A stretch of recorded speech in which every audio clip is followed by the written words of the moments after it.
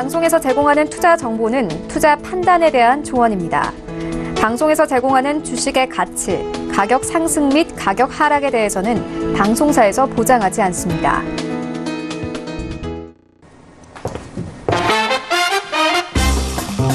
안녕하세요. 톡스타 2부로 찾아왔습니다. 저희 톡스타 2부, 오늘 월요일이니까요. 세 분의 스타분들 모시고 추천 종목도 알려드리고 시장 이슈에 대한 이야기도 살짝 나누고 가는 시간입니다. 2시간 함께 하시면서 궁금하신 내용들은 어디로 접수하시면 될까요? 전화 023153-2611번, 2612번, 문자 건당 100원의 정보 이용료가 부과되는 샵 0082번, 그리고 여러분들 자주 이용하시는 메신저는요, 카카오톡을 이용하시면 되겠습니다. 카카오톡 오픈 채팅방 검색창에 톡스타 별톡방 6글자 검색하고 지금 바로 입장해 주시기 바랄게요.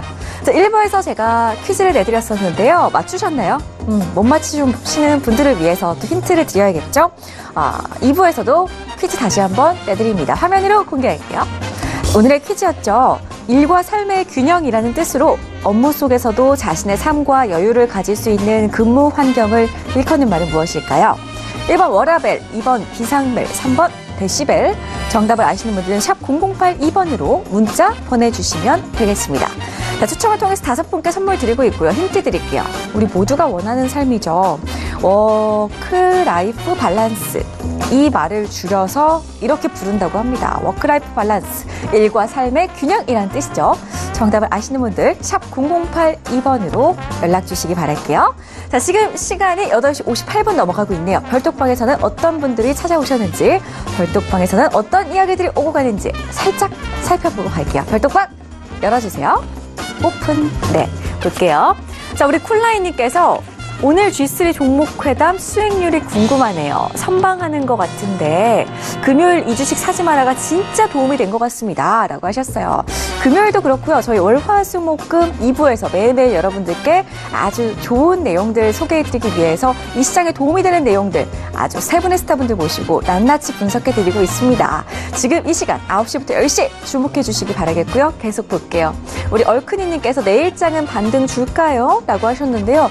그러게요. 제 생각에는 좀 반등이 나올 법도 싶은데 이제 좀 나와줘야만 하는데 과연 어떤 장이 지금 좀 연출이 될지는 세 분의 스타분들과 잠시 뒤에 이야기 나눠보도록 할게요. 자, 비만 잡기님께서도 들어와 주셨습니다. 자, 모두 어서 별톡방으로 들어와 주시기 바라겠고요. 자, 앞서 1부에서는 종목 상담 도와드렸어요. 월요일 오늘 2부에서는요, G3 종목 회담 코너 이어집니다. 많은 분들이 지금 수익률을 궁금해하고 계시는데요. 채널 계속해서 고정해 주시기 바라겠고요. 자, 그럼 지금 바로 G3 종목 회담 시작해 볼게요. 고고고! 재테크의 새로운 패러다임. 톡스타 오픈. 주식, 해외 선물, 가상화폐까지 모든 투자를 한눈에. 톡스타 이용 방법이 궁금하다면 검색창에 톡스타를 검색, 톡스타 홈페이지에 접속, 회원 가입 후 원하는 스타를 선택하면 준비 끝! 언제 어디서든 원하는 정보를 무료로 상담받으세요. 생활 속의 재테크 톡스타, 지금 바로 접속하세요.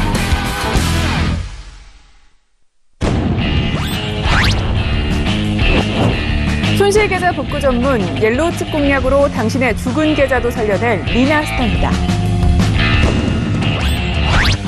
테마주와 우량주로 시장을 압도하는 적토마스타입니다.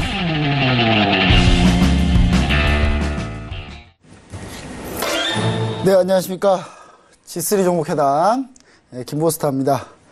네, 지금 현재 시장이 많이 안 좋죠? 오늘 또 좀 시장이 폭락을 했는데, 특히 코스닥이 무려 5%나 밀렸습니다. 5% 정도 밀렸는데, 개인 투자자분들 정말 지금 고민 많으시고, 정말 힘드실 거로 알고 있습니다. 하지만, 이 시장에 대해서 냉철하게 분석하는 게 지금 제일 중요합니다. 어떤 타임이 지금 어떤 구간에 와 있는지 반드시 우리가 꼭 지켜보셔야 되고요. 얘기를 들어보셔야 됩니다. 왜냐하면, 저는 이제 제가 그렇게 나이가 많지는 않습니다만은, 이런 급락장을 크게 경험한 게 한 2번 정도가 있습니다. 3번 정도 있겠네요.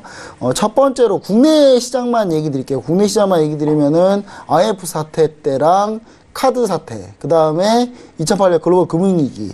이거를 지금 보는 그런 지금 시간을 갖고 있는데, 그러면서 제가 그때 느꼈던 부분들도 한번 얘기를 좀 해보드리고 싶으니까요. G3 종목 회담에서 종목 정보도 얻으시고 시장 정보도 얻으셔서 좋은 투자하실 수 있게 그런 투자 방법을 좀 알려드리려고 많이 노력하도록 하겠습니다. 자, 오늘 또 같이 하신 두 분 모셨는데요. 일단 오른쪽에 우리 이나 스타님 모셨습니다. 안녕하십니까? 네, 반갑습니다. 네, 제 왼쪽에 적토마 스타님 모셨습니다. 안녕하십니까? 네, 안녕하십니까? 네. 자, 시장이 좋지 않습니다. 네, 시장이 좋지 않네요. 많이 안 좋네요. 네, 차분해야 될 것 같습니다. 저희 수익 잘 난다고 너무 막 웃고 떠들어가지고는 이게 될 일이 아니에요. 그러니까 제가 약간 심각하게, 제가 너무 재밌게 하다 보니까 시청자분들이 그렇게 제 말에 대해서 이렇게 되게 와닿지 않으신 것 같아요. 그래서 좀 심각하게 해보려고 하는데, 물론 재밌는 포인트는 좀 재밌게 해보려고 합니다. 네, 일단 리나스타님. 네네.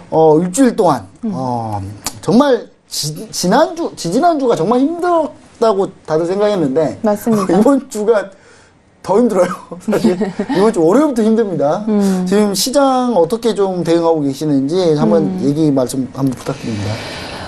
일단 전반적으로 전문가님들이 뭐 지금 매도하지 말고 좀 기다려라 이런 말을 하고는 있지만, 저는 일단 저희가 전략적으로 몇 퍼센트 이상 손절을 하기로 했으면은 조금 손절을 해 나가야 하는 부분도 있다라고 생각을 했고요. 그 다음에 전반적으로 이제 센티멘털이 너무 강하게 작용을 하고 있기 때문에 언제까지 이 두려움이라는 것이 굉장히 무섭거든요. 그래서 우리 시청자분들, 투자자분들이 계속적으로 팔 수 있는 부분을 좀 염두를 해 둔다면 사실 먼저 리스크를 좀 차단을 해 놓는 게 저는 중요하다고 생각을 했어요. 그래서 좀 전방적인 종목들, 좀 더 이상 올라올 수 없는 부분이 조금 확인된 종목들은 좀 정리하는 부분으로 갔고요. 그다음에 사실 이 종목들 말고도 최근에 좀 올라오는 종목들이 있기는 있습니다. 그 종목들 위주로 다시 이제 단기 트레이딩, 스윙 좀 트레이딩으로 나가는 방법이 좀 유리할 것 같아서 그런 식으로 진행을 하고 있습니다. 정말 중요한 포인트를 얘기해 주신 것 같아요. 뭐 어떤 포인트냐면, 지금 뭐 다른 경제 채널도 막 보면요, 뭐 저희 또 비교하는 건 아닙니다만은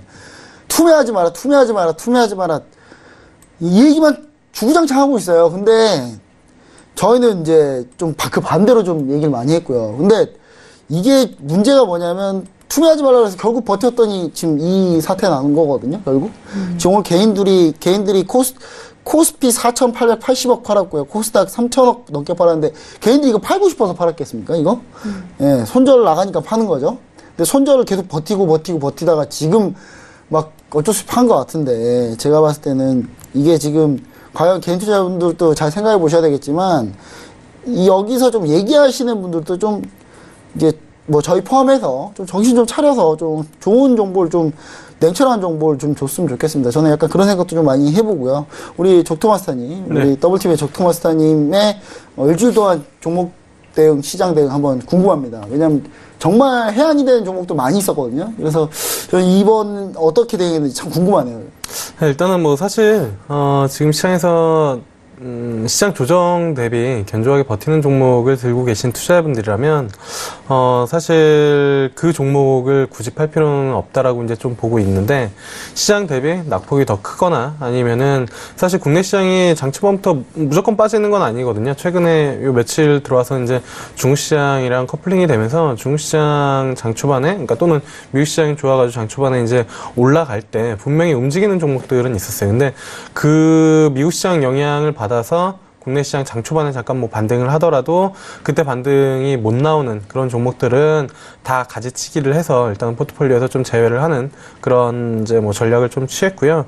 그리고 상대적으로 시장 빠져도 견조하게 버티는 종목들 위주로 어쨌든 종목 슬림화를 해 놓은 그런 상황입니다. 그리고 투자자분들도 그러한 부분들이 좀 필요하지 않을까. 사실 올해 부동산 시장에서 가장 뭐 이슈가 많이 됐었던 게 똘똘한 한 채 이야기들이 되게 많이 나왔었는데, 똑같습니다. 저희 주식시장에서도 일단은 시장이 어렵고 힘든 그런 상황에서는 똘똘한 종목 몇 종목으로 사실 슬림화해서 포트폴리오를 좀 압축시켜 놓는 게 시장 반등 시에 그런 종목들 위주로 빠르게 치고 나갈 가능성이 좀 있기 때문에, 일단은 그 종목 슬림화, 예, 똘똘한 한 종목 또는 근데 못방하지 마시고요.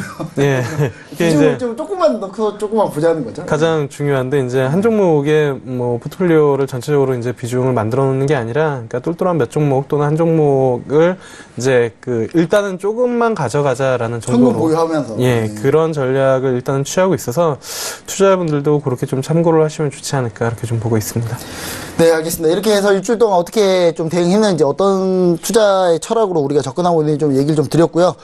지금 G3 종목 해당 같은 경우는, 종목을 추천만 해가지고 무조건 이 종목을 보는 게 아니라, 이 추천한 종목도 서로 평가를 해보고, 비판을 해보고, 넣을 종목은 넣고, 뺄 종목은 빼는 그런 코너입니다. 일단 저희 G3 종목 회담에서 이제 운영하는 포트폴리오 운영 방식, 규칙에 대해서 좀 설명을 드리자면, 첫 번째로 전체 5종목을 포트폴리오 운영하는 원칙으로 합니다. 근데 세 분 다 동의를 하실 경우 종목 수가 늘어날 수도 있고요. 한두 종목 정도 늘어나는 걸로 좀 보고 있고요. 또 모든 종목이 다 이제 가져왔다 그래서 다 들어갈 수는 없습니다. 이 세 분의 스타, 저 포함 세 분의 스타들께서 2명 이상 동의를 했을 경우 종목이 들어가고요. 2명 이상 재동의를 하면은 종목이 빠집니다. 그리고 편입된 종목은 매수가를 정하지 않는 경우 다음날 평균가로 매수를 하고요. 제외된 종목 매도가를 정하지 않는 경우 다음날 평균가로 매도를 합니다. 목표가 후 손절가는 제시한 경우에 엄수하여 진행을 하고 이렇게 포트폴리오를 총 운영해가지고 저희가 계속 운영을 하고 있고 수익률을 계속 이 첫 회부터 지금까지 계속 끌고 오고 있습니다. 이 포트폴리오를. 지금 이 포트폴리오 수익률을 한번 보겠습니다. 지금 저희가 제 기억으로는 7월부터 저희가 이 포트폴리오를 끌고 오고 있는데 수익률을 먼저 보시면 저희가 마이너스 4.67%입니다. 7월부터 해가지고 마이너스 4.67%. 이 기간, 손실나서 못했구나라고 생각할 수 있겠지만 이 기간 동안에 코스피는 마이너스 12.98%가 빠졌고요. 코스피는 이 기간 동안에 마이너스 12.98%, 거의 13% 빠졌어요. 그리고 코스닥은 이 기간 동안에 무려 18.48%가 빠졌습니다. 그래서 저희 포트폴리오가 코스피 대비해서는 8.31% 수익이 나오고 있고요. 코스닥 대비해서는 13.81% 초과 수익이 나오고 있습니다. 뭐 자막이 좀 바꿔줬으면 좋겠는데 계속 지금 동기간 동안 저희가 포트폴리오 운영하는 동기간 동안 코스피는 마이너스 12%, 코스닥은 마이너스 18% 이렇게 진행하고 있고 코스피보다 저희가 한 8% 정도 플러스가 나오고 있고 코스닥보다는 마이너스 13%, 14% 정도 되겠네요, 거의. 이 정도 초과 수익을 거두고 있다. 얘기를 드리는데 그럼 너네가 종목이 정말 대단해서 좋았냐라는 얘기에 물어보시는데요. 그런 거 없습니다. 종목 몇 종목 좋았어요, 좋기는. 제일 중요한 게 뭐였냐면요. 저희는 손절가를 정확하게 지켰다는 거예요. 그러니까 투매에 동참하지 말라, 팔지 말라. 그런 거 다 필요 없고 저희는 처음에 설정한 손절가를 정확하게 지키고 손절 위에 잘 안 하고 대부분 원칙대로 다 갔다는 겁니다. 그것 때문에 수익률이 더 좋았던 거라고 저는 생각합니다. 그래서 이 부분에 대해서 우리 개인 투자자분들도 좀 이 부분을 좀 잘 생각을 해보시면 좋을 것 같아요. 좋은 생각을 좀 왜 이렇게 투자를 해야 되는지, 왜 원칙대로 해야 되는지를 저희 프로그램에서 좀 어느 정도 좀 잘 보여주지 않았나 이런 생각을 좀 해보면서요. 시장 이슈 이번에 시장 이슈 바빠가지고 안 가려고 그랬는데 장이 너무 안 좋으니까 일단 시장 이슈 한번 갈게요. 자, 시장 이슈 한번 가겠습니다. 이번 주 시장 이슈. 어떤 시장이냐면, 이제, 개인 투자 멘붕, 패닉 증시, 대응 전략. 이대로 끝나는 시장인가? 이 부분에 대해서 우리가 좀 얘기를 좀 드리고 싶습니다. 이 주제에 대해서 우리가 좀 토론을 해봤으면 좋겠어요. 그냥 뭐 누구 얘기하고 뭐 이런 거 말고 다 같이 한번 얘기를 한번 해봤으면 좋겠는데, 어느 분이 먼저 한번 얘기를 한번 할까요? 이대로 끝날까요, 시장이? 이대로 끝나면 안 되죠? 그죠? 이대로 끝나지는 않겠죠? 네. 어떤 식으로 끝날지 참 이게 좀 궁금해요, 저는. 사실 어떤 식으로 끝날지에 대한 뭐 고민은 저도 계속 시장을 바라보면서 일단은 하고 있는 그런 상황이고 시장 자체는 일단은 녹록지는 않다라고 이제 좀 보고 있습니다. 왜냐면 어쨌든 미국 금리 인상 시기 그리고 달러가 동시에 강세가 되는 그런 시점에서 아시아 쪽 그러니까 달러 대비 이제 통화 특히나 이제 아시안 이머징 쪽은 어쨌든 금리 인상 그리고 달러 강세의 여파를 피해갈 수가 없는 그런 상황일 수밖에 없고요. 그리고 거기에 플러스로 사실 국내 경기, 그러니까 산업 구조 자체가 중국 쪽의 의존도가 상당히 좀 높은데 중국이 안 좋으니까. 중국이 안 좋으니까 사실 두 가지 악재가 지금 맞물려 있는 그런 상황이거든요. 그리고 그 두 가지 다 국내 이슈로 해결을 할 수가 없는 그런 상황이다. 여기에 플러스로 사실 산업 구조 자체도 작년에 이제 증시가 좋긴 좋았는데 사실 작년 증시 좋을 때도 계속 나왔던 얘기입니다. 그러니까 삼성전자랑 SK하이닉스 그러니까 반도체 업종만 실적이 예. 일부 섹터만 잘 나왔던 거죠. 잘 나왔고, 그 다음에 삼성전자가 시총이 크기 때문에, 그렇기 때문에 지수를 끌어왔었던 그런 부분들이고, 코스닥에서는 성장주 위주에 대한 부분들이 있었는데, 금리 인상이 나오는 그런 시점에서는 성장주보다는 어쨌든, 가치주에 대한 관심도 늘어나는 그런 시점이다 보니까 전반적으로 힘들다라고밖에 볼 수 없습니다. 근데 보면 사실 이게 추가적으로 하락보다는 개인적으로는 여기서 어쨌든 뭐 급반등은 아니더라도 지지가 나올 가능성이 좀 높다라고 이제 좀 보고 있는 이유 중에 하나는 이 증시 자체가 2011년부터 2016년까지 무려 5년간 지지를 받고, 그러니까 박스권을, 진짜 그때 계속 뭐 경제지에서 나왔었던 이야기 자체가 박스피였는데, 그 자리를 어쨌든 한번 돌파하고, 지금 내려온 그런 자리이기 때문에 그쪽에서는 어쨌든 대기 매수세에 대한 부분들이 충분히 나올 수 있다라고 이제 좀 보고 있고요. 그 구간이 어쨌든 뭐 PBR 1배 미만 수준에 대한 코멘트들이 충분히 나올 수 있는 그런 시점이다라고 이제 좀 보고 있는 그런 상황이고, 그다음에 사실 개인적으로는 금리 인상을 우리나라도 해야 된다라고 보고 있습니다. 그러니까 어쨌든 돈이 빠져나가는 외국인들을 잡을 만한 요소, 그러니까 금리 인상을 안 한다라는 것 자체는 반대로 얘기하면 그만큼 경기가 안 좋기 때문에 금리 인상을 못 한다라는 뉘앙스로 해석이 될 수밖에 없거든요. 그래서 저는 약간 외국인이 받아들이기에는 사실 그럴 수 있어요. 예, 그래서 저는 일단은 금리 인상을 해야 되고, 일단은 기술적으로 지지가 나올 수 있는 그런 자리다라고 보고 있고, 그다음에 또 하나는 사실 10년 위기설 이야기들이 많이 나오고 있는데, 진짜로 98년도에 그랬고 2008년도에 그랬고 이번에 이제 18년도가 들어왔는데, 저는 올해 정말로 시장이 꺾일 수도 있겠다라는 생각을 연초에 하긴 했는데, 상대적으로 미국 증시가 워낙 좋았고 견조하게 움직임이 나타났거든요. 근데 위기까지는 개인적으로는 가기에는 어쨌든 시스템이라는 부분들이 무너지지는 않을 가능성이 좀 높다라고 이제 좀 보고 있어서. 시스템 리스크는 아니다. 예, 그래서 만약에 리스크가 정말로 나온다라고 하면은 저는 우리 손으로 할 수 없는 어쨌든 중국 쪽에 대한 부분들. 그래서 이 방송, 이 서울경제TV에서도 글로벌 슈퍼스타에서 계속 중국 이슈를 달아드리고 이제 이야기를 하는 이유가 중국 시장이 가장 좀 중요하기 때문에 그쪽 팔로우업 하면서 그쪽만 좀 버텨준다라고 하면 사실 저는 증시는 어쨌든 뭐 위기설 이런 부분들보다는 저점을 찾아나가는 그런 과정이 있을 가능성이 좀 높다. 그리고 내년으로 들어가면 어쨌든 그동안 쉬고 있었던 그 금융시장의 군대 연기군이 어쨌든 내년에는 뭔가를 할 수밖에 없는 그런 상황이 만들어질 가능성이 좀 높다. 사실 지금 해외 수익률이 워낙 좋아서 국내 비중 줄인 것 같아요. 제가 봤을 때는 이 정도 안 사는 거 보면 비중 줄인 거예요. 그래도 여론 자체가 그렇죠. 여론 자체가 약간 그런 게 있죠. 근데 뭐 그런 부분들도 좀 그나마 좀 생각을 좀 해볼 수 있겠네요. 근데 그리고 가장 중요한 건 개인 투매가 나왔죠. 오늘 1차로 나왔죠. 개인 투매 첫날입니다. 첫날. 그래서 증시에 정말 변하지 않는 그 이제 진리라고 해야 되기엔 좀 그렇지만 진리죠, 진리가. 진리라고 하긴 좀 개인적으로는 좀 그렇지만, 왜냐면 이제 그렇게 하면 개인 투자자분들이 너무 마음이 아프기 때문에. 근데 뭐 개인 투매가 나오면 어쨌든 그 시점을 중심으로 해서 저점을 확인해 가는 경우들. 왜냐면 개인들이 이게 다 팔자, 심리적으로 팔자, 뭐 무서워서 파는. 개인 투자자들이 이걸 클릭해서 팔았을까요? 그게 아니어서. 그게 바닥이 나온. 가능성이 높죠? 왜냐면 신용이나 그 반대 매매들이 기계적으로 증권사에서 나오기 때문에. 누가 파는 주체는? 기관이죠. 그쵸. 그냥 개인 투자자들이 전혀 의사에 반하고.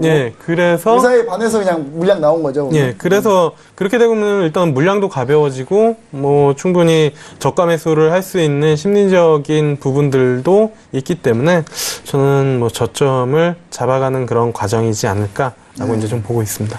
알겠습니다. 일단 그런 부분도 좀 우리가 포인트로 좀 잘 보시면 좋을 것 같고, 제가 한번 정리해서 한번 얘기 드리겠지만, 우리 이사사님께서는 뭐 시장 뭐 이대로 뭐 끝나진 않겠지만 어떻게 우리가 좀 시장을 대응하고 바라봐야 될까요? 저도 아까 적토마스터님께서 이런 말씀, 뭐 저점을 찾아가는 과정이 분명히 나올 거고, 그 저점을 찾게 되면 반등이 나올 거다 이렇게 말씀해 주셨는데, 저도 거기에 이제 동의하는 바이고요. 그다음에 임계치라고 하죠. 이제 이렇게 점점 임계치. 쌓이다 보면 팡 하고 터지는 그 도달점을 말하는데, 지금 최근에 9월 달부터 지금 보시면 계속 고점 논란이 계속해서 나왔었고요. 그다음에 뭐 미중 무역 전쟁 거의 3월부터 시작이 됐었잖아요. 지금까지. 3월부터 네. 뭐 지리하게 계속 뭐 끌고 오고 있죠. 네, 거의 7개월 가까이 됐고요. 그 과정에서 지금 뭐 중국이랑 러시아랑 뭐 군사 전쟁을 한다 이런 얘기도 나왔었고, 그다음에 뭐 지금 연준이 계속 외파적인 얘기를 하고 있고, 이탈리아 재정 적자 문제도 있고, 카시큐지 문제도 있고, 뭐 전반적으로 지금 전 세계가 혼란스러운 사태가 좀 있고 그런 이슈들이 자꾸 터지고 있기 때문에 우리나라 증시도 좀 타격을 받은 부분도 있거든요. 그러니까 이것은 다시 말씀을 드리면 이 경제가 완전히 무너져서 주식시장이 완전히 무너져서라고 판단하기엔 조금 어렵다라는 부분이에요. 그래서 아까도 말씀하셨지만 이 이슈들을 좀 체크해 나가시면서 보다 보면은 충분히 지금 시장에 대한 어떤 분석이 가능할 거다라고 보고 있고요. 그다음에 또 계속적으로 또 강조를 해주셨지만 역시나 그 전략에 대한 원칙을 꼭 지켜 나가시면.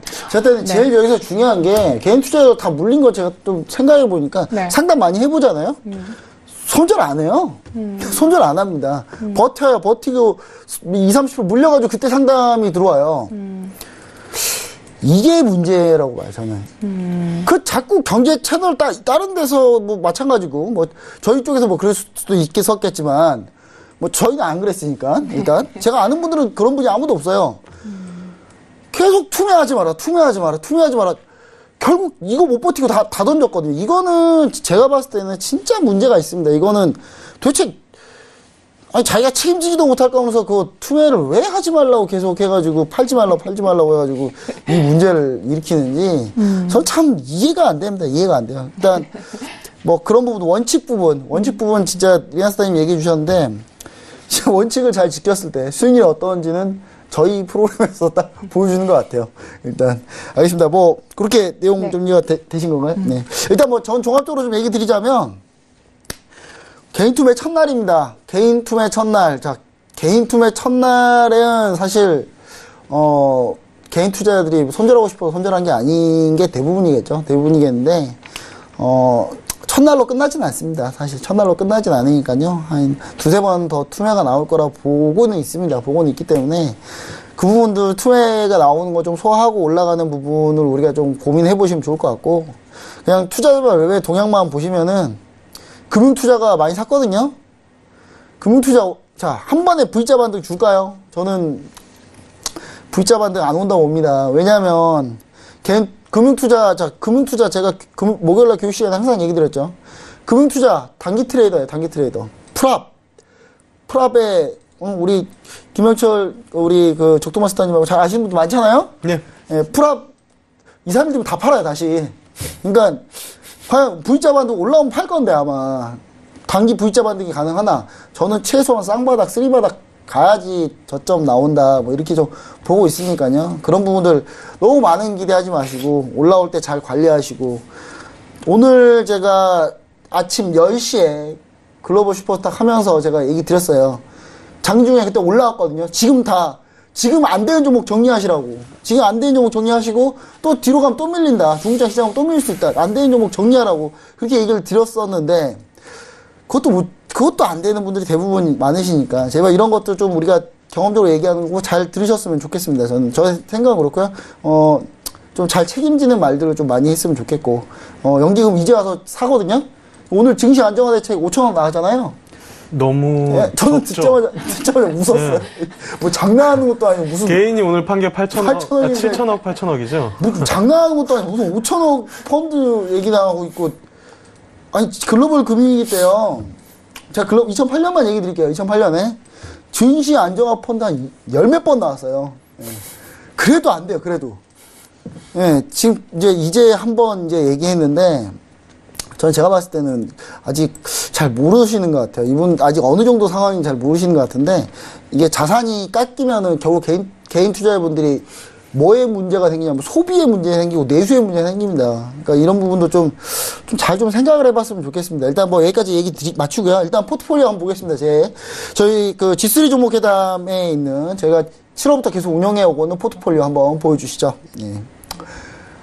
네, 일단 뭐 좋지 않습니다. 종목이 지금 한 종목 남았고요. 전부 다 지금 뭐 전부 다라 해봐야 그 많지는 않은데 5종목인데 손절된 종목들이 이제 손실률이 전부 다 10% 이하예요. 대부분이. 동성화인텍 하나만 10.27% 마이너스 손절이 있고요. GS건설 마이너스 8.92%, CJN의 마이너스 9.77%, SK모터리얼즈, 손절가 되게 적게 주셨네요. 예, 5.87%, HLB, 이거 신의 한 수입니다. 그러니까 지난주에 제가 손절가를 높였거든요. 시장이 흔들려서 위험하다. 네, 지금, 마이너스 1.77% 손절했습니다. 일단 그나마 다행이라고 보고 있고요. 전체 포트폴리오, 지금까지 매매 완료된 종목까지 다 합친 수익률이 마이너스 4% 중후반 정도 되고요. 시장보다는 한 10몇 % 정도 앞서 있다라는 부분 다시 한번 얘기 드립니다. 자, 그럼 이제, 시장 어떻게 저희가 리뷰를 한번 해보겠습니다. 보유 종목 리뷰를 한번 해보겠는데, 우리 조토마스타님 먼저 리뷰 한번 부탁드립니다. 네, 일단은 SK 머티리얼즈도 시장의 변동성에는 일단은 피해갈 수가 없었던 그런 부분들이었고, 상대적으로 견조하게 버티다가 일단은 마이너스 5.87%로 이제 손절 마감했습니다. 그래도 시장 빠진 거 대비, 그리고 전반적으로 여타 종목들 대비는 견조하게 방어를 했다라고 이제 좀 보고 있는 그런 상황이고요. 사실 시장이 안정화된다라고 하면은 어쨌든 3분기 실적 좋았고 4분기 실적도 좋을 것으로 예상이 되고 있고 내년에 대한 기대감도 있기 때문에 다시 포트폴리오 편입을 할 예정이고요. 그 다음에 지금 시장과 무관하게 움직이고 있는 휠라코리아는 좀 봐야 될 것 같습니다. 일단은 사실 지금 휠라코리아 같은 경우에는 지금 시장의 조정이랑은 전혀 상관없이 움직임이 좀 나타나고 있는 그런 상황이고, 오늘장에서도 오히려 0.8% 상승을 보여주고 있습니다. 외국인들 쪽에서 집중 매수가 좀 들어오고 있고요. 최근 한 달간만 놓고 보면은 44,000원 위쪽 그리고 아래쪽 4만원대 박스권으로 일단은 움직임이 좀 나타나고 있어서 시장만 안정화된다라고 하면 요 자리에 돌파되면서 실적 발표 나오면서 이제 돌파가 되겠죠. 그러면서 추가적인 상승이 나올 수 있다. 그래서 포트폴리오에 당연히 보유를 해야 되지 않을까, 이렇게 좀 말씀드려보도록 하겠습니다. 네, 휠라코리아 살아남은 종목인데요. 정말 훌륭하죠. 이런 종목은 정말 대단한 종목이 아닌가. 저는 족토마스타님이 대부분 말씀해주신 종목들 중에 상당히 시장보다 강한 종목도 상당히 많았어요. 그래서 저는 약간 좀 승부를 좀 노리는 편인데, 우리 족토마스타님은 상당히 안정적인 포트들 많이 얘기를 많이 해주셨던 것 같습니다. 그래서 오늘 종목도 상당히 많이 기대하고 있고요. 저는 오늘 SK텔레콤 보면서 또 느꼈어요.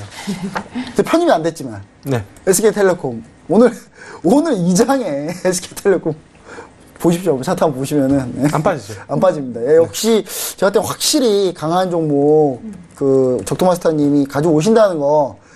다만 제 능력이 떨어져서. 왜 그러십니까? 못 알아보고 있었습니다. 못 알아보고 있었는데, 일단은. 그럼 잘 설득을 좀 해주세요. 세상에 설득이 안 되는 사람도 있는 것 같더라고요. 알겠습니다. 네. 네. 제가 저도 아직 저는 상당히 유연한 사람이거든요. 네. 그때 지난번에 바닥 나왔다고 하다가 바로 밀리니까 제가 잘못 봤습니다라고 바로 인정하잖아요. 네. 되게 유연한 사람입니다. 사실 시장에서 시장 비율을 보고 전략을 얘기하는 사람들 중에서 그렇게 이야기하기가 상당히 힘든데, 저도 집에서 이제 방송을 보면서 상당히 유연한 사람이구나. 대신에 내 종목에도 좀 유연함을 가져줬으면 좋겠다라는 생각을 조금 해봤습니다. 알겠습니다. 네. 조금 반성해보고요. 우리 리나스타님 종목 리뷰 부탁드립니다.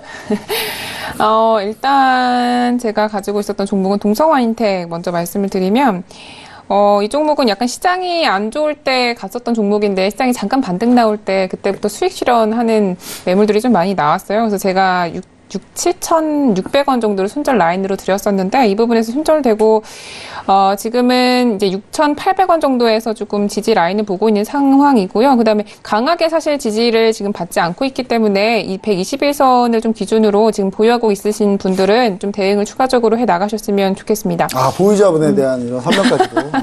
사실 동성화이텍 끼 있는 종목인데 오늘 또 떴었어요. 근데 맞아요. 참 이 시장, 제가 볼 때 동성화이텍 진짜 시장 때문에 밀리는 것 같아요. 이거 아니면 충분히 좋은 종목이라고 저도 생각은 되는데. 네. 맞습니다. 아무래도 지금 조선주 관련해서는 좀 시장 상황이 좀 업계가 지금 올라오고 있는 부분이 있기 때문에 이 부분 확인하시면서 추가적으로 대응을 하시면 좋겠고, 그 다음에 GS건설 같은 경우는 저는 너무 아쉽다 어렵다고 좀 생각이 들었어요. 사실 GS건설은 지금부터 다시 조금 상승을 할 수 있는 그런 여력들이 좀 보이는 게 아닌가 이런 생각도 들거든요.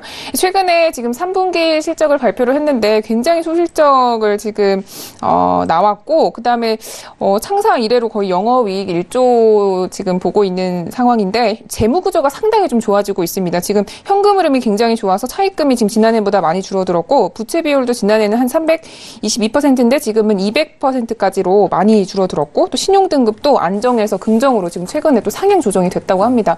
이런 부분 보면 GS건설은 종목 자체, 기업 자체가 지금 조금씩 좋아지고 있는 부분은 꼭 확인하셔야 된다라고 생각을 하고요. 다만 저희가 좀 들어간 부분이 약간의 고점이었기 때문에 아쉽게 손절이 나왔다는 부분 말씀드리고 만약에 지금 보유하고 계시다라는 분들이 계신다면 지금 당장 좀 손절하지진 마시고요. 당연히 지금 원칙적으로 저 방에 들어오시면은 어느 정도 매수가를 지금 대응하고 계신지 봐드릴 텐데 지금 상황에서는 어떤 모두 물량을 던져버리는 것은 약간 아쉽다라고 부분이 드는 게 지금 수급 동향을 한번 보시면 GS건설은 외국인이 이렇게 많이 팔고 있는 상황에서도 지금 10일, 10거래일 누적거래로 계속적으로 매수가 들어오고 있거든요. 이 수급 어떤 수급이냐면요. 네. 개인 투자자를 엄청 많이 산 상태에서 외국인하고 기관을 사는데 개인 투자가 팔아가지고 밀린 그런 수급이에요. 와, 지금 정말 제가 봤을 때는 네. 사실 어떤 마음이신지 알겠습니다. 이 GS건설에 대한 마음. 감사합니다. 네, 그래서 그렇게 좀 대응을 해 나가시면은 아무래도 GS건설도 잘 수익을 낼 수 있지 않을까 이렇게 생각이 듭니다. 네, 알겠습니다. 이렇게 해서 GS건설까지 알아봤고요. 그다음에 이제 제 종목 그냥 말씀을 드리겠습니다. 제 종목은 이제 CJENM하고 그다음에 한 가지 더 있는 종목이 이제 HLB 이 두 종목을 가지고 있었는데요. 먼저 CJENM 한번 보겠습니다. 제가 CJENM을 참 뭐라 그럴까 이게 뭐 잘 많이도 안 가는데 그렇게 많이 움직이지도 않았어요. 별로. 예, 많이 움직이지도 않았는데 이 박스 지금도 어떻게 보면 박스라고 볼 수 있는데 네. 좀 과감하게 손절. 예, 손절 안 되면 손절합니다. 근데 다만 저는 어떤 마인드를 가지고 있냐면요. 다른 분들은 뭐 어떤지 모르겠어요. 저는 똑같은 자리에 또 올라오잖아요. 또 삽니다, 저는. 똑같은 자리에 100번 올라와서 199번 손절하더라도 제가 보는 자리에서 똑같이 또 올라오면 또 삽니다. 저는 제가 패턴에 정한 걸 그대로 합니다. 근데 다시 올라오잖아요. 다시 저는 가지고 나올 거예요. 저는 다시 가지고 나올 건데 CJENM 같은 경우는 이제 지금 손절가 터치했는데 기간 수급 대단히 좋고요. 수급은 좋기 때문에 제가 봤을 때는 다시 한번 반등이 나왔을 때. 근데 왜 그러면은 왜 손절을 뭐 유예하거나 뭐 그러지 않고 그냥 하느냐 뭐 물어보시는 분도 계시는데 손절 유예하는 거는 사실 저는 좋은 습관이라고 보진 않습니다. 그래서 손절을 하고 올라올 때 다시 비싸게 주고 사더라도 사면 되는 거예요. 저는 대응을 개인 투자자분들이 이런 식으로 하는 분은 어떤가 싶거든요. 왜냐면 개인 투자자분 이거 무조건 반대로 하시니까. 예. 그러니까 이거 반대로 하시는데 수익이 잘 안 나시잖아요. 그러면 그 반대로 하시는 거죠, 저는. 예. 차라리 손절을 하고 올라올 때 비싼 가격에 다시 산다라고 생각하시면 돼요. 예. 저는 약간 그런 주의를 많이 하기 때문에 뭐 그렇게 얘기 드리고요. 그 다음에 HLB. HLB도 마찬가지로 좀 이제 좀 많이 아쉬운 종목이긴 하지만 중요한 거는 저는 HLB를 똑같이, HLB도 마찬가지예요. HLB도 보시면 기간 수급 대단히 좋거든요. 기간 수급 대단히 좋고, 외국인 수급도 좋고, 지금 이제, 하지만 이제 개인 투자 많이 매도 나온 부분도 있고, 외국인들은 그동안 조금 팔았었고요. 그러면서 이제, 제가 지난주에 손절가를 올렸습니다, 좀. 손절가를 올리고, 손절가 올린다고 얘기를 드렸었어요. 근데 그 손절가 올린 덕분에 그렇게 많은 손실을 보진 않았습니다. 근데 가끔 톡방에 이런 거 물어보시는 분이 계세요. 아니, 손절가를 올리는 걸 어떻게 하는 건가요? 근데, 이런 거 다 모르시나 봐요. 개투자분들이. 최소한 알림 설정이라도 해주세요. 알림 설정이라도. 매매에서 이제 트레이닝 스탑이라고 주문 거는 게 있습니다. 그러면 HTS 내가 산 가격에, 예를 들어서 얼마에 설정된 가격 밑으로 깨지면 바로 매도하겠다라고 설정을 할 수가 있어요. 그 설정을 반드시 해 이런 것들 다 활용하셔야 돼요. 그래서 이제 HF도 손절하게 됐지만, 재진입 예정입니다. 역시 마찬가지. 다시 올라오면 또 재진입 할 거예요, 저는. 예, 전 또 똑같이 보고 있기 때문에 또 재진입 할 건데, 오늘 좀 이따가 이제 두고 보시면 압니다. 어떻게 되는지. 예, 이렇게 해서 두 종목 리뷰 다 마쳤습니다. 예, 뭐, 많은 손실은 아니었지만, 뭐, 이렇게 리뷰 마쳤고요. 자, 그럼 이제 어떤 종목들을 들고 나오셨을지. 자, 이번 주 종목 한번 보겠습니다. 어떤 종목 가지고 나오셨나요? 네, 제가 포스코 캠텍 HLB. 한 종목은 지난주에 제가 들고 왔어요. 네, 그렇죠. 제가 안 되면 제가 다시 같이 네. 가지고 나오겠다. 저는 얘기 드렸었기 때문에 전 약속을 다 지켰습니다. 그 HLB 제 집 전 다시 자리 올라오면 또 다시 산다고 했잖아요. 그냥 다시 가지고 나왔고요. 우리 더블팀의 적토마스타님이 KB금융. 오늘의 종목은 또 KB금융이네요. 상당히 좀 요즘에 적토마스타님 종목을 커밍을 많이 하고 있습니다, 제가. 그리고 매일 가서 리나스타님. 사시는 거죠, 매일? 아니, 그건 아닙니다. 화요일날. 그건 아닙니다. 사실 휠레코리아 덕은 많이 봤습니다. 네. 네. 그 다음, 우리 리나스타님은 삼성 엔지니어링 이렇게 가지고 나오셨네요. 상당히 제가 봤을 때는 주옥 같은 종목들 위주로 좀 되어 있네요. 제가 봤을 때 오늘 가지고 나온 종목을 좀 보니까요. 약간의 종목들 미련이 좀 있어요. 교선별의 종목들에 대한 각자의 미련이 좀 있는 것 같은데, 먼저 어느 분 먼저 한번 들어볼까요? 자, 제가 먼저 한번 해보겠습니다. 제 거 먼저 빨리빨리 할게요. 전 포스코 캠텍 가지고 나왔는데요. 자, 포스코 캠텍. 자, 한번 좋은 기억이 있었던 종목입니다. 좋은 기억이 있었던 종목인데, 사실 제가 금요일날 이거 SMS 보내드린 것까지 다 한번 확인을 시켜드렸어요. 제가 5만원대에서 사기 시작해가지고, 이날이죠. 이날 제가, 실제로 이게 해프닝이었는데요. 9월 28일날 81,300원 찍은 날 제가 문자로 8만원에 매도하라고 문자를 보냈는데, 제가 너무 급박한 나머지 9만원에 매도하라고 해가지고 개인처럼 저희 카톡방에 계신 분들이 매도를 못했어요. 9만원에 대놓고 계셔가지고. 그래가지고 내려오면서 제가 매도를 스위치를 했던 종목인데, 다시 한번 G 포인트가 나왔다. 저는 이렇게 좀 얘기 드리고요. 왜 G 포인트가 나왔냐? 실적 나왔습니다. 실적 잘 나왔습니다. 실적 시즌이죠. 실적이 잘 나왔기 때문에 다시 한번 보겠습니다. 2차전지 소재 전문 기업이고 응급제 전문 기업입니다. 응급제 전문 기업인데, 응급제 우리나라에 거의 유일무이합니다. 그리고 지금 양극재까지 좀 발 넓혀가려고 하고 있고요. 응급제가 2차전지 소재 중에 두 번째로 원가 비중이 높아요. 첫 번째 양극재가 제일 높고요. 그 다음 응급제인데, 이 원가 비중이 제일 높은 이 두 개를 전부 다 하겠다는 거거든요. 그리고 포스코캠텍 같은 경우는 3분기 지금 현재 응급제 같은 경우는 공급을 못 따라가는 실적이고, 3분기 실적이 311억 원, 예상치 영업이익 부합했고요. 반등시 제가 봤을 때 가장 빠르게 회복할 수 있다라고 저는 보여집니다. 반등시 가장 빠르게 회복할 수 있다라고 보여지고요. 저는 그런 의미에서 포스코캠텍을 전기차, 오늘 LG화학 오늘 보신 분들은 어느 정도 제가 봤을 때는 처음에는 이제 완성품으로 약간 시선이 갔고, 이 소재로 확산된다라는 그 상황이 아마 벌어질 거라고 저는 좀 다시 한번 지금 소재가 먼저 갔거든요. 소재가 먼저 갔는데, 지금 완제품에서 LG화학이 배터리에서 어느 정도 성과를 내고 있기 때문에 다시 한번 소재 쪽으로 힘을 더 실어줄 수 있다. 저는 이렇게 보여집니다. 그래서 포스코캠텍 다시 가지고 나왔고요. 자, 포스코캠텍 지난주 리나스탄이 가져왔는데, 네. 예, 제가 사실 포스코캠텍 시장 선방을 했어요. 선방을 했죠. 예, 제가 안 넣었지 않습니까? 네. 제가 반대해가지고 반성의 의미입니다. 편지를 거셨잖아요. 네, 반성의 의미에서 제가 오늘 포스캠 제가 가지고 나왔지만 이거 리나스타님 말고 공동 지분으로 혹시 들어가보실 생각 없으신가요? 그냥 제 단독으로 할까요? 아니, 알겠습니다. 알겠습니다. 그럼 공동 지분으로 가는 걸로. 그게 반성의 의미인가요? 네, 반성의 의미입니다. 반성의 의미고요. 다음 종목 제가 HLB 또 가지고 나왔는데 손절당하고 또 다시 가지고 나왔습니다. 사실 지금 놓치기 너무 아쉽다라고 하는 종목이고요. 물론 지금 자리 깨지면 위험합니다. 위험하고요. 왜냐하면 저는 이날이죠. 이날 10월 12일 날 시가 89,300원 상당히 중요한 자리라고 보고 있거든요. 근데 어느 정도 깨고 내려왔기 때문에 사실 위험하다 할 수 있겠는데, 이슈가 너무 좋습니다. 이슈가 너무 좋아서 과연 이걸 지나칠까? 기간 순매수는 계속 지속되고 있죠. 기간은 눈치를 챘어요, 입니다. 기간 눈치챘고, 리보세나립, 임상, 3상, 그것도 거의 마지막입니다. 이제 거의 마지막에 가고 있어요. 유럽 임상학회, 지수 폭락해서 지금 다들 기억이 없으실 거예요. 지수 폭락한 날 유럽 임상학회에서 암 종양, 위암 간암, 암 종양 완전 제거 건수를 보였어요. 이거 확인이 됐거든요. 그래서 임상상 거의 성공하는데 거의 별 무리가 없지 않나라고 보이시고요. 놓치도 안 되는 타이밍에 이제 시장보다도 강한 수익률을 보였다 오늘 좀 밀렸는데 이 부분이 좀 아쉬워서 다시 한번 가지고 나왔습니다. 손절가 엄청 길게 잡아놨고요. 58,000원 손절가 잡았습니다. 네, 승부 보자 이겁니다. 저는 HM으로 네, 이렇게 해서 두 종목 가지고 나왔고요.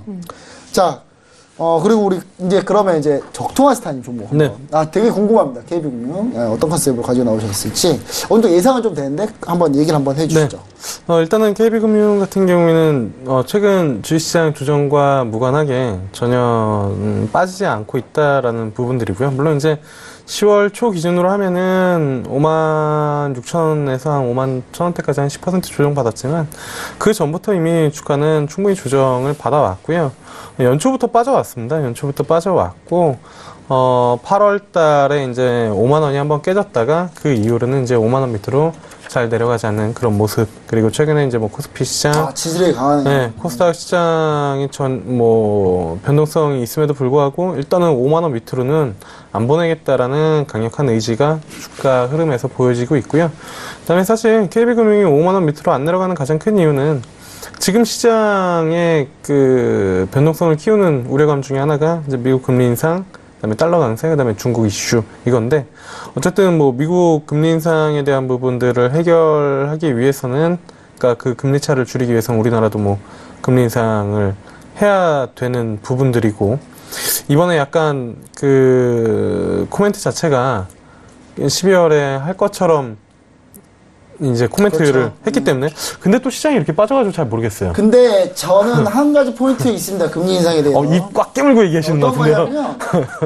요거 하나 있어요. 여기에 좀 제가 발언이 좀 셀 수도 있는데, 지금 사실 이주열 총재가 지난번에 박근혜 정부 시절에 금리 인하했거든요, 한번. 근데 여기에 대한 논란이 되게 많습니다. 논란이 많아요.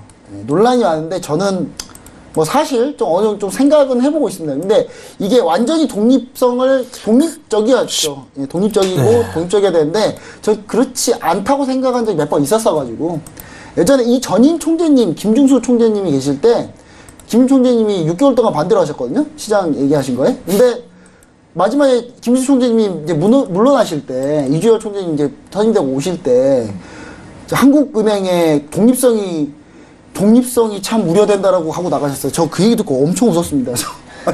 아니, 저렇게 저 얘기를 하실 수 있는 분인가 저는 생각을 했거든요. 그래서 저는 제가 봤을 때는 뭐 그런 부분들 때문에 사실 금리 인상이 좀 필요하지 않나, 어느 정도. 근데 한국은행이 좀 그 금리 인상이 필요한 부분을 좀 더 잘 알지 않을까, 사실. 그러니까 누가 봐도 좀 필요하다고 좀 생각할 수 있으니까요. 네.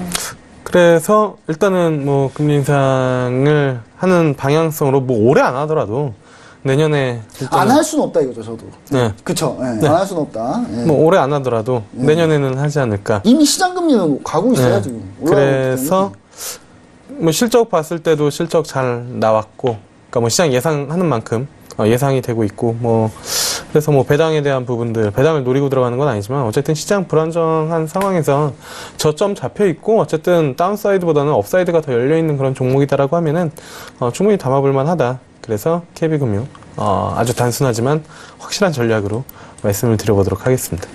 네. 이상하게 얘기만 듣는데 상당히 좀 신뢰가 옵니다. 그리고 나서 나중에 팻말 들을 때는 아니, 팻말 때 좋은 종목 반대로 들잖아요. 그죠? 그건 아닙니다. 자, 그럼 우리 설리의 리나스타님. 네. 자, 리나스타님이 가지고 온 종목은 삼성 엔지니어링입니다. 네, 삼성. 상당히 저는 언제 들어가야 돼, 또 꼭 들어갈 종목으로 항상 노리고 있었는데, 이 종목도. 정말요? 저는 상당히 좀 많이 통하는 부분이 있네요. 상당히. 한번 얘기 한번 나중에 부탁드립니다. 이제 반대하시지 마시고 네. 말씀드리겠습니다. 일단 삼성 엔지니어링이 오늘 이렇게 좀 급반등한 거는 3분기 지금 어닝 서프라이즈 때문입니다. 지금 시장 컨센서스 대비해서 상당히 많이 올랐는데요. 이 매출액은 3분기 매출액이 1조를 넘었고 영업이익은 845억 원 정도 된다고 합니다. 이 부분이 지금 SK증권사에서 컨센서스 대비해서 한 105% 정도 상회한다고 했는데요. 상당히 지금 어떤 예상치보다도 좋은 실적을 냈다라는 부분을 보시면 좋겠고, 사실 지금 보시면 오늘장에 상당히 좀 많이 밀려서 내려오기는 했어요. 근데 이 내려와서도 지금 끝난 종가 기준으로 봤을 때 6% 넘게 상승을 했거든요. 아직까지 실적에 대한 그 모멘텀을 보고 수급이 들어오는 부분이 있다라는 부분을 좀 체크를 해 갔고요. 그 다음에 이 삼성 엔지니어링이 지금 아무래도 석유화학 뭐 플랜트 관련해서 계속적으로 제반 건설을 해 나가고 있는데 올해 아직 하반기 지금 11월, 12월밖에 안 남았잖아요. 그런데도 하반기에 지금 기대되고 있는 이 낙찰을 기다리고 있는 그런 사업이 뭐 여러 가지 남아 있다고 합니다. 지금 뭐 알제리 정유주도 그렇고 인도네시아 정유도 그렇고 아직까지 남아 있다고 하면은 하반기에 역시 지금 실적에 대한 기대감 가지고 가면서 주가에 대한 당연히 좀 반등이 있을 거다라고 생각을 하고 있습니다. 그다음에 사실 요즘 같은 때는 뭐 이런 기업적인 분석, 기본적인 분석도 중요하지만 좀 기술적인 분석이 많이 작용을 하고 있잖아요. 근데 지금 오늘장 봤을 때 아까도 말씀드렸지만 이제 6% 정도 넘게 오르면서 실적에 대한 그런 기대감 가지고 가고 있고 그다음에 지금 차트상으로 보시면 얘가 약간 계단식으로 올라온 부분이 있어요. 6월 달부터 시작해서 한번 이제 지지를 좀 오랫동안 받아왔고 한번 이제 건너뛰어서 봤을 때 또 계단식으로 한번 이제 리레이팅 됐다고 하죠. 그래서 16,000원까지 올라왔다가 또 한 번 이렇게 올라왔는데 이게 아무래도 지난번에 올라올 때 꾸준히 이제 지지대를 이렇게 가져가면서 올라왔기 때문에 최근에 좀 많이 내려왔을 때도 그때 지지대를 이제 강하게 받쳐주고 다시 한번 반등을 할 수가 있는 거예요. 그래서 이 전에 지금 지지했던 라인들을 지금 어떤 차트상으로 라인들을 좀 보면은 아무래도 지금 이 단기적으로 16,000원대를 좀 강하게 받쳐주고 있는 게 아닌가 이런 생각이 들고 또 추가적으로 이 수급 부분을 보시면 오늘 장에 조금 수급이 살짝 좋게 들어왔기 때문에 이 단기적으로 약간의 반등에 무게를 두시고 이제 단기적인 트레이딩으로 하시면 수익을 낼 수 있지 않을까 이런 생각에 가지고 있습니다. 네, 사실 제 지인이 플랜트 설계하는 분들이 계시거든요, 몇 명. 지인이 되게 많으세요. 네, 지인 플랜트 설계하는 분이신데 예전에 그분 따라서 GS건설 갔을 때 GS건설 분들이 여기다 써놨어요. 띠를 두르고 총력 수주. 근데 최근에 갔는데 그 띠 안 두르고 계시더라고요. 아, 진짜? 네. 열정이 약간. 네, 그리고 제가 그 아는 그 지인분이 너무 바빠요. 너무 바쁘더라고요. 그래서 플랜트 설계 막 이렇게 1cm 막 틀린 막 그런 거 막 하고 계시더라고요. 근데 저는 제가 봤을 때 그런 부분에서 삼성전자이 좋지 않을까 뭐 이런 생각 좀 해보고요. 자, 일단 뭐 우리 적토마스타님, 제가 어느 정도 종목에 대한 의견을 좀 냈는데 네. 적토마스타님은 어떠십니까? 종목들 중에 뭐 포함할 만한 종목, 포함 안 시켜야 될 종목 이렇게 좀 구분이 좀 되시는지 한번 얘기 한번 부탁드립니다. 일단은 뭐 포트폴리오가 비워져 있고 개인적으로는 오늘 개인 투매가 나왔다라고 1차적으로 나왔다라고 하기 때문에 다시 포트폴리오를 채워가야 되는 시점이다라고 이제 판단을 하고 있거든요. 그래서 뭐 한 종목 정도만 빼고는 어떤 종목인가요? 그 종목이? 네, 뭐 제 종목은 일단 아니고요. 네. 아니 저는 제가 만약 반대하시면 제가 찬성할 겁니다.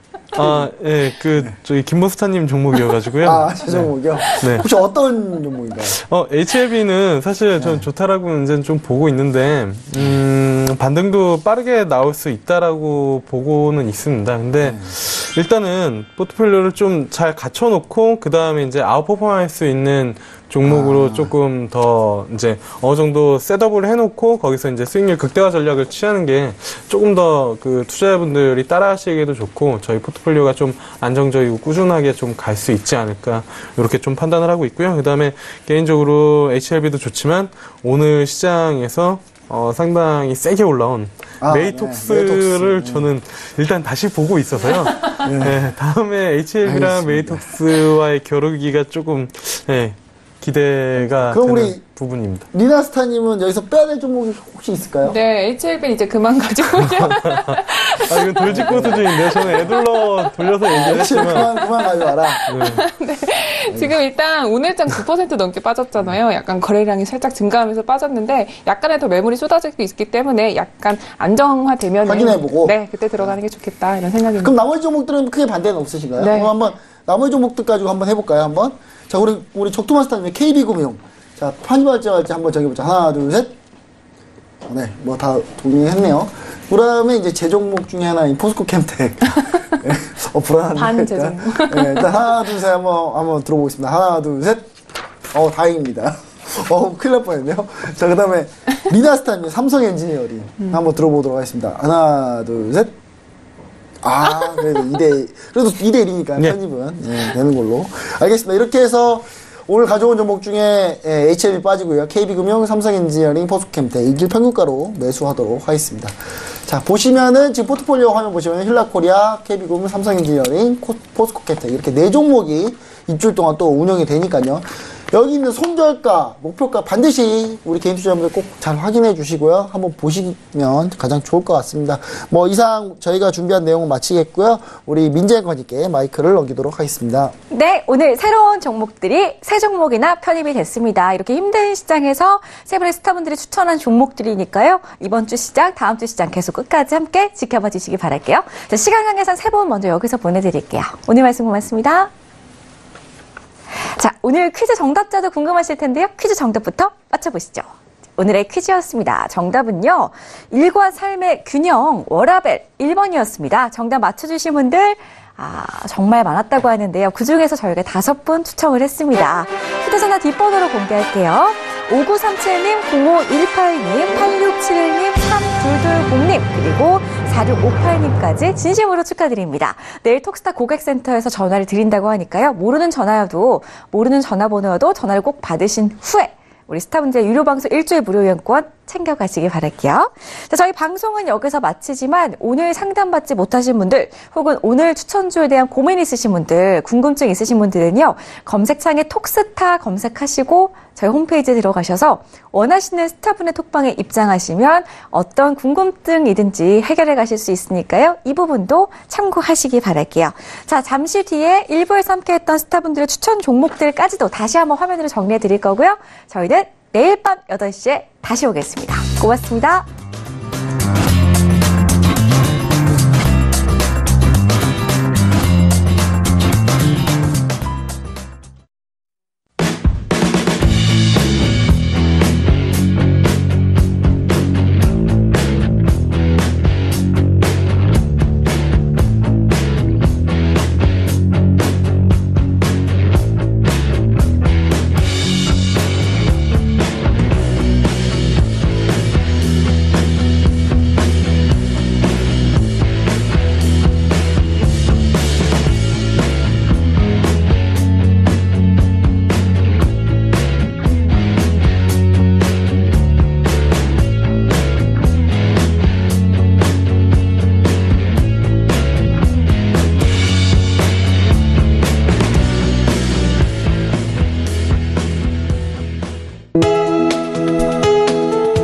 방송에서 제공하는 투자 정보는 투자 판단에 대한 조언입니다.